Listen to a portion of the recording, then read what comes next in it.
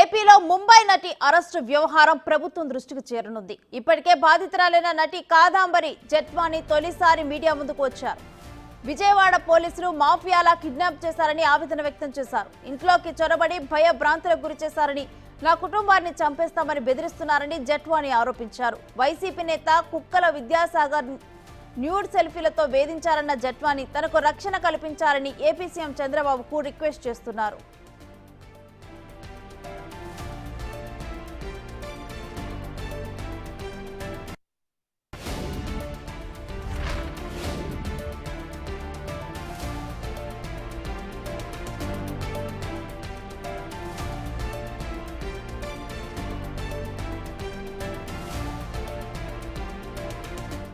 నటి కాదంబరి జెట్వానిపై వైసీపీ నేత విద్యాసాగర్ ఫిబ్రవరి 2వ తేదీన పోలీసులకు ఫిర్యాదు చేశారు. తనను ట్రాప్ చేసి డబ్బులు డిమాండ్ చేసినట్టు ఫిర్యాదులో పేర్కొన్నారు.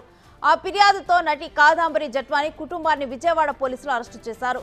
కొండపల్లిలోని ఓ గెస్ట్ హౌస్ లో సినీ నటి కుటుంబాన్ని బంధించి వేధించారని ఆరోపణలు వచ్చాయి.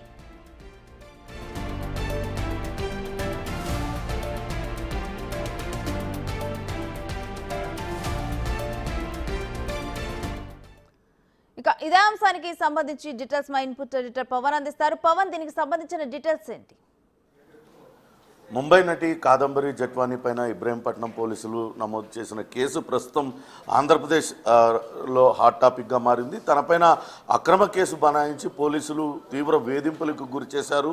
దీనిపైన సమగ్రమైన విచారణ జరిపి బాధ్యులపైన చర్యలు తీసుకోవాలంటూ ముఖ్యమంత్రికి అటు కాదంబరి జెట్వాని ముంబై నటి వినతి చేస్తుంది. వాస్తవానికి దీని వెనకాల చాలా పెద్ద కుట్ర జరిగింది. కానీ ముందుకు చూపిస్తున్నది మాత్రం ఇబ్రహీంపట్నం కేసు. ఆ కేసులో ఫిర్యాదు చేసిన వ్యక్తి అటు కుక్కల నాగేశ్వరరావు కుమారుడు విద్యాసాగర్గా చెప్తున్నారు. గతంలో కృష్ణా జిల్లా గ్రంథాలయ సంస్థ చైర్మన్గా కుక్కల నాగేశ్వరరావు పనిచేశారు. ఆయన కుమారుడు విద్యాసాగర్ రావు 2014లో పెనమలూరు నియోజకవర్గం నుంచి ఆయన పోటీ చేసి ఓటమి పాలయ్యారు. అప్పటి నుంచి కూడా ఆయన వేరే వేరే వ్యాపారాలలో ఉన్నారు. అయితే కాదంబరి జెట్వాని ఆరోపిస్తున్న దాని ప్రకారం ఇక్కడ విద్యాసాగర్తో తనకు పరిచయం ఏర్పడింది. ముంబైలో ఒక మోడల్ కోఆర్డినేటర్ ద్వారా పరిచయం ఏర్పడింది. ఆ పరిచయం ఇరువురి మధ్య ప్రేమకు దారితీసింది.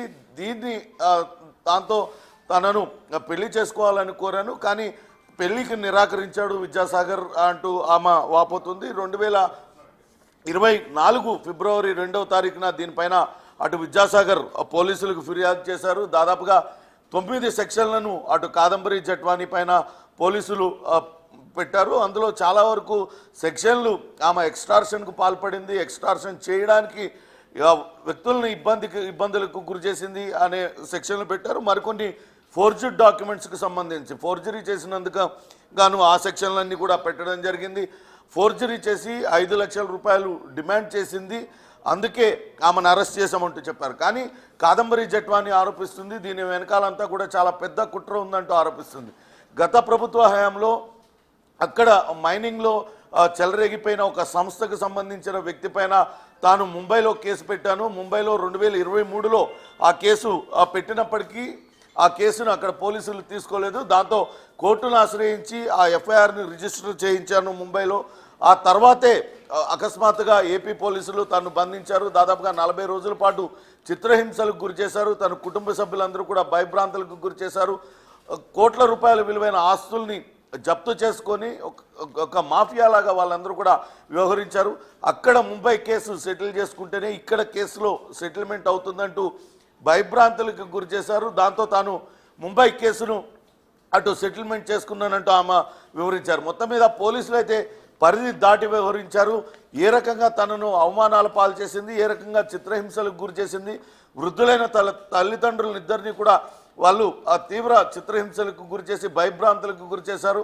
వాళ్ళపైన చర్యలు తీసుకోవాలంటూ కాదంబరి జెట్వాని అయితే ముఖ్యమంత్రి చంద్రబాబు నాయుడుకు విజ్ఞప్తి చేస్తున్నారు. అప్పట్లో ప్రభుత్వంలో ముఖ్యమైన నేతగా నంబర్ 2గా వెలుగొందిన ఒక సలహాదారు సూచనల మేరకే అప్పట్లో ఉన్న విజయవాడ కమిషనర్, డీసీపీ ఇద్దరు కూడా తమ పరిధి దాటి వ్యవహరించారు. నేరుగా విమానంలో ముంబై వెళ్ళి అక్కడి నుంచి నటిని కుటుంబ సభ్యులందరినీ కూడా తీసుకొచ్చి ఆమెను ఒక గెస్ట్ హౌస్లో వీటీపీఎస్ గెస్ట్ హౌస్లో బంధించి బలవంతంగా రాజీ కుదిర్చారు అంటూ ఆరోపణలు చేస్తున్నారు. అంతేకాకుండా ఇక్కడ ఎవరైతే కేసు నమోదు చేశారో విద్యాసాగర్ ఆయన తనను రకరకాలుగా వేధింపులకు గురి చేశాడు, నగ్న సెల్ఫీలు పంపించాడు, తన సెల్ఫీలు కావాలంటూ పదే పదే తనపైన ఒత్తిడి తీసుకొచ్చాడు, తనపైన లైంగిక దోపిడీకి యత్నించారంటూ ఆ నటి ఫిర్యాదు చేసింది. అయినప్పటికీ వాటిని పరిగణలో తీసుకోకుండా కేవలం తనపైన అసత్య ఆరోపణలతో ఏదైతే ఎఫ్ఐఆర్ నమోదు చేశారో తాను డబ్బులు డిమాండ్ చేశానని లేకుంటే ఫోర్జరీ చేశానంటూ తనపైన అసత్య ఆరోపణలతో ఎఫ్ఐఆర్ నమోదు చేసి తనను 40 రోజుల పాటు జైలుకు పంపించారంటూ ఆమె ఆవేదన వ్యక్తం చేస్తుంది. దీనిపైన సమగ్రమైన విచారణ జరిపి న్యాయం చేయాలంటూ కోరుతున్న పరిస్థితి ఉంది. ప్రస్తుతానికైతే ఇది అటు ఆంధ్రప్రదేశ్లో హాట్ టాపిక్గా మారింది. చూడాలి. ఇప్పటికే పోలీసులు అయితే అంతర్గత విచారణ ప్రారంభించారు. అప్పట్లో విజయవాడ కమిషనర్గా ఉన్న క్రాంతి రాణా టాటా అట్లనే డీసీపీగా ఉన్న విశాల్ గున్నిపైనే ప్రధానంగా నటి కాదంబరి జట్వాని ఆరోపణలు అయితే చేస్తుంది. చూడాలి ఏ రకమైన విచారణ జరుపుతుంది. నిజంగానే చంద్రబాబు నాయుడు ఈ వ్యవహారంలో జోక్యం చేసుకొని సమగ్ర దర్యాప్తుకు ఆదేశిస్తారా, ఆ పరిధి దాటి వ్యవహరించిన పోలీసులపైన ఏ రకమైన చర్యలు తీసుకుంటారనేది కూడా వేచి చూడాలి. Right, thank you Pawan.